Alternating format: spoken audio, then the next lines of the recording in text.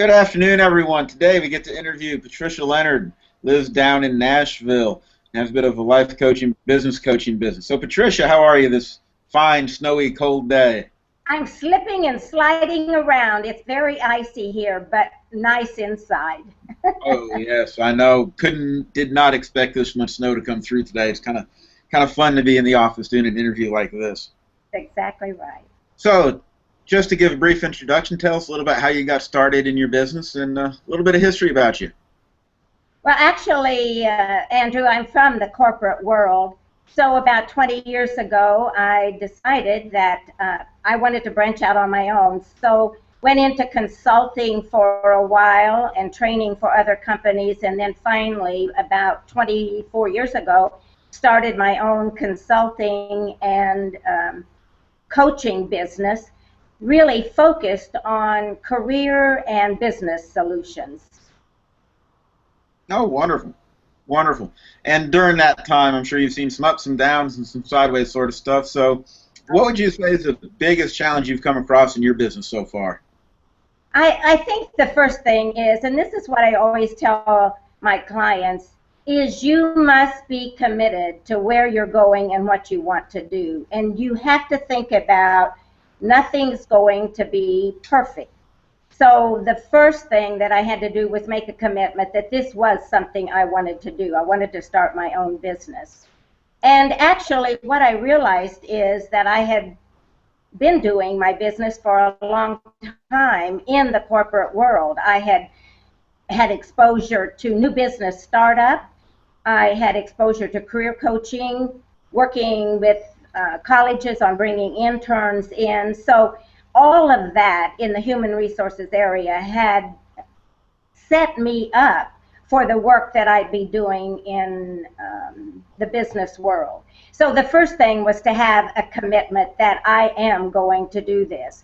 The second thing is to realize that there are ups and downs in all careers and that it will happen in the business world. The third thing is that I really had to do more and understand more about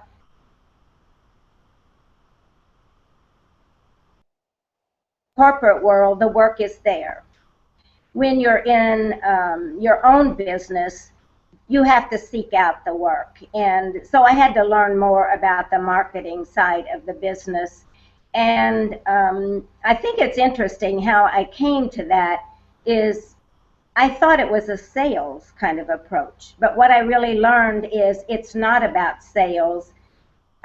It's more about satisfying the customer, and then they do the selling for you. So those are the key things that I learned, and I'm still learning today. I tell my clients that I don't know everything, and that there will be times that we will explore and learn together. And I like that kind of philosophy because it doesn't make me, quote, an expert that think they have all the answers, but a person who works with a group and we discover, because in this day and age, I don't think there really are experts. Google, I always use as a pretty good expert.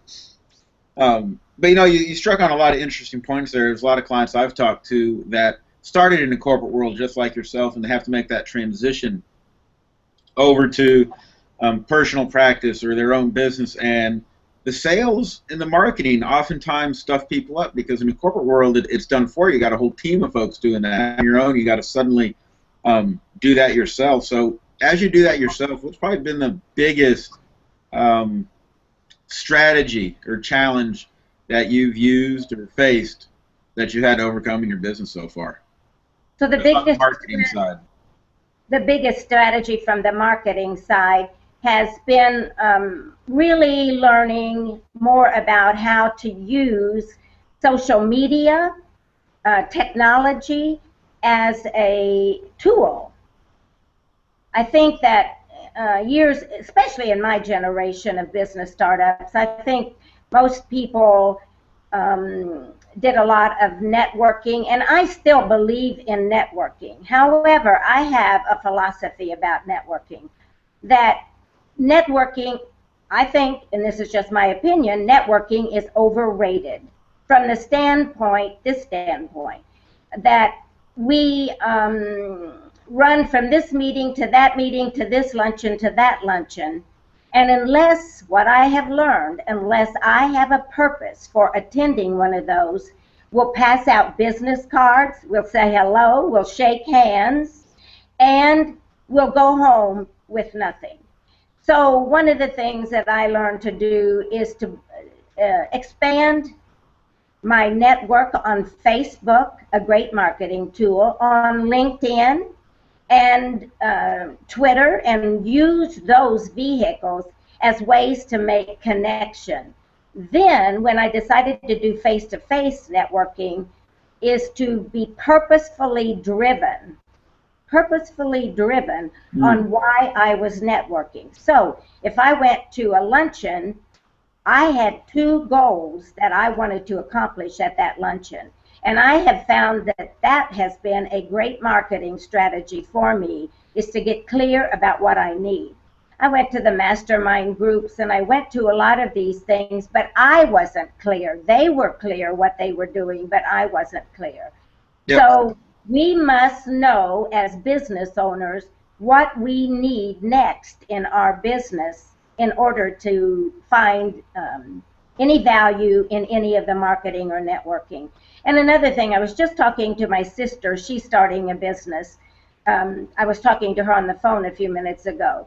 And one of the things that we realize is, and I think this is probably true for a lot of businesses, especially small business, is that marketing takes many angles. And a lot of times we get our marketing strategies from other people sharing how they have experienced our product, our service, or whatever. So I think we don't have to figure it all out. We can talk to others too, and that is a good way. Oh, that's huge. I know when I approach marketing with clients and other folks, I always look at social media, face-to-face.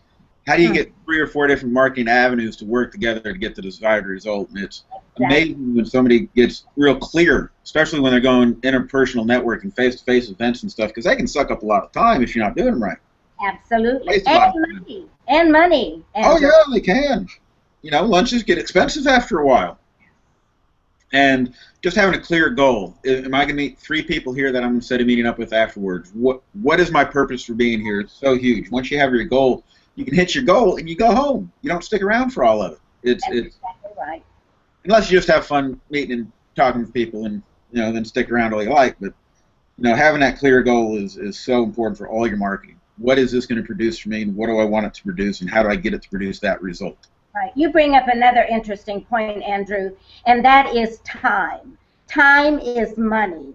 And while we're, you know, there's a time to socialize and there's a period, but I think we have to look at what do I want to accomplish here, and then how much time am I willing to put in here. And then you get more purposefully driven about who you want to speak with at that. Doesn't mean you don't say hello to everybody, because I am a social person. That's just my nature. However, if you're a business owner, you have to have a nice balance between the social aspect and the purpose of your business goals aspect. So I think that's another marketing strategy that I have learned, is to balance that a little bit better. Oh, yeah. Huge insight there. So in your business so far, totally lost my question I was going to ask you right there. Clarity, goals, business so far. Well, I've done these several times now, and I never once forgot what I was going to ask you, because it was lead on to what you were just saying there. It was a great question. Oh, nuts. All right. So looking at your business so far, whew, those profound things always jump away. It is. You know, it's the snow. I think I got snowbound or something. So looking at business right now, if you were going to talk to someone coming out of the corporate world, what would you say would be the biggest pitfall they need to look out for coming from a corporate environment? Coming from the corporate environment, I think sometimes we get lazy in the corporate environment because the structure the boundaries, the structure is already there. So we become, I want to say, a little bit more complacent. And my big goal and my big commitment to my business is, even when I'm working in corporate America, is to look at the individual, looking at where they're going. Because organizations in corporate America, I had a president at a company that I worked in one time, and I'll never forget something he said.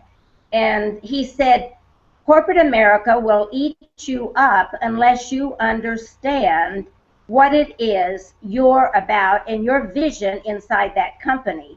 Now, it doesn't mean that the company is eating you up, but we can get so lost in the doing that we forget about the bigger purpose, the bigger vision of what our role is about. So I think coming out, having all of that structure behind us, and I work with a lot of people that have been in corporate America and downsized. That is a big market that I have, and they've been downsized. And I'll tell you, Andrew, one of the things that I have noticed is they're lost for a while, because it's almost like that has been their home for so long that they're coming out now and they're seeing a bigger world. So their vision is broadened a lot. So for those kind of people, I say, even if they're retiring, find a purpose, find something you want to do. And I would say the one claim to fame that I have is helping individuals find what makes their heart sing. And that's what I usually say, what makes your heart sing? Most people have forgotten, because they've been in a routine of going home, coming to work, going home, coming to work, and in a structured environment. The world out there, once we're out there, can be fabulous, or it can be overwhelming at the same time. So I say, find yourself a purpose and find what makes your heart sing. And I'm really about reinventing. I like that a lot. I think to know who we really are, every 90 days, we should be taking a look at ourselves and saying, am I happy? Are things still moving in the direction that I want? Am I accomplishing the things as a leader that I came in this company to do, or that as I leave, I want to leave as my legacy?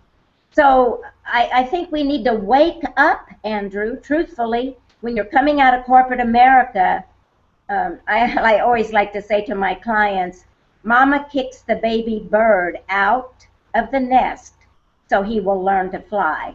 And I sometimes think that we learn to fly once we leave corporate America. Not that corporate America is bad. That's a place that we can get a lot of grounding, a lot of foundation, and do a lot of good for the basic economic situation that we have in the world. But I think sometimes people feel lost when they come out. Oh, I think that's a great piece of advice, looking at the corporate world as the structure you're used to, and all of a sudden, when you're out of corporate world, oh wow, there's no structure. I have to create my own, and it can be very, very overwhelming for a lot of folks to suddenly look at that and go, ooh, wait a minute, I have so many more choices now. Ooh, that's a great piece of advice. I love that. Love that. You know, you said something about choices, and I think that's very interesting. Sometimes when I have a client right now that's leaving corporate America by choice, and yet struggling to identify exactly what she wants to do, struggling. And so we, in that 90-day evaluation or assessment of ourselves, that's the time to really look and say, am I happy? And here's what I say: if you decide to leave the corporate world, the first thing you need to do is think, why am I leaving? What do I really want to get out of the leaving? What are some things that I could pursue? Because I say what happens, people will leave or they'll be kicked out, and they haven't looked at themselves or what they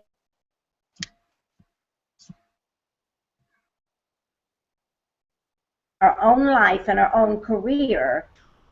There's nothing that we're going to face that we won't be able to handle, even if it's deciding to leave or being chosen to leave or just saying, I want to try something new. My new book, The Now, How, and Wow of Success, that'll be coming out next month, is about that, is constantly looking at who we are we happy, what we want, and not getting complacent about life. The now is really about assessing the moment. The how is about looking at the strategies for accomplishing what I want, and the wow is really about celebration. Because I think as a society, we've forgotten to celebrate the small things because we went to sleep. Oh, it definitely happens. Definitely happens sometimes. You know, every quarter I take all my clients, we go through a 90-day planning session because that quarterly review is huge. Make sure you're on track to where you're actually trying to go by the end of the year and everything else. I encourage everyone to do that. That's a great thing for small business too, Andy, and I think sometimes we get lost in the doing and forget the strategic aspect of a small business. We think that's for corporate, but it is not. It's very important for small businesses to look strategically at where they want to be in the next 6 months, in the next year, in the next 5 years. It's huge. I know my next one's coming up March 27th, I believe, over in Louisville. It'll be a fun event. We're usually running close to 80 business owners, so if you're out there and you want to come to a group of 80 business owners and work on your plan with a whole bunch of people, then just get in touch. Encourage you to come out. So, Patricia, looking at business, what would be your, just life in general, you know, having a successful, happy, well-rounded life, what would be your top strategy for someone looking to just have a better life? Oh, you couldn't have asked somebody. Oh, that's a fabulous question for me.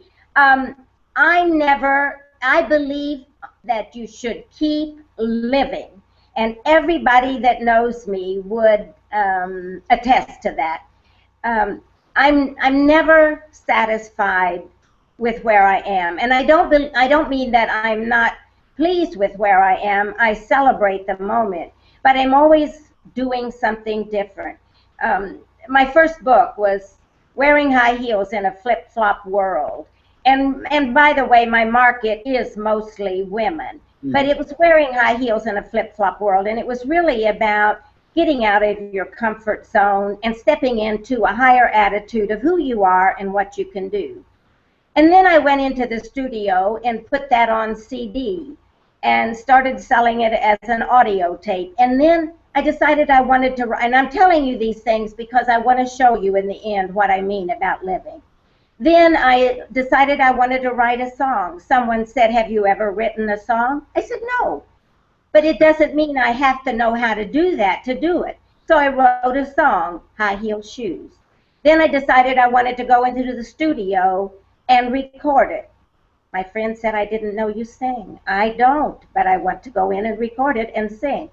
Then the next thing I said, this is interesting. I want to do a DVD video of my song. So I went in Craigslist and got a young lady, a teenager from Bowling Green, Kentucky, and a young 6-year-old girl from here, and we made a video. Then I put it on YouTube and iTunes. And then I said, oh, I'm not done. Every year I get antsy to do something else. So I decided I wanted to do a spoken word CD. It's called I Am. And so I recorded that, wrote it, recorded it. I've got it coming out next month. Another thing is, and this is something that anybody can do, every day I put a motivational saying on Facebook, LinkedIn, and Twitter. It could be about leadership. It could be about accountability. It could be about life in general. And after I had about 2,000, I thought, wow, I'm going to make a calendar of all these motivational sayings. Now, anyone who wants to write a book can write something every day and create it. So I say, keep yourself alive by challenging yourself to do things that you may not even think you have the talent for, but you want to do them. The way to keep a happy, healthy, business and business life, professional life, and personal life is to keep living by trying new things, doing new things, exploring, becoming adventurous. Life is a choice. The way we wrap it, excuse me, life is a gift. The way we wrap it is our choice. Wonderful. Thank you for that very encouraging piece of wisdom and insight there into having that successful life and always pushing yourself to do something new and just have fun with life. Well, Patricia, thank you so much for interviewing today. Appreciate it. And any viewers who want to get in touch with you, your website link there is, of course, down in the description. They can click through to that and get a hold of you, as is mine. So appreciate it. And feel free to subscribe. Love to have more subscribers for any of you. And if you have an idea for interview or you want to be interviewed, just leave a comment down in the description. We'll get in touch. Y'all have a great day. Thank you again, Patricia. Andrew, thank you so much. It's been delightful.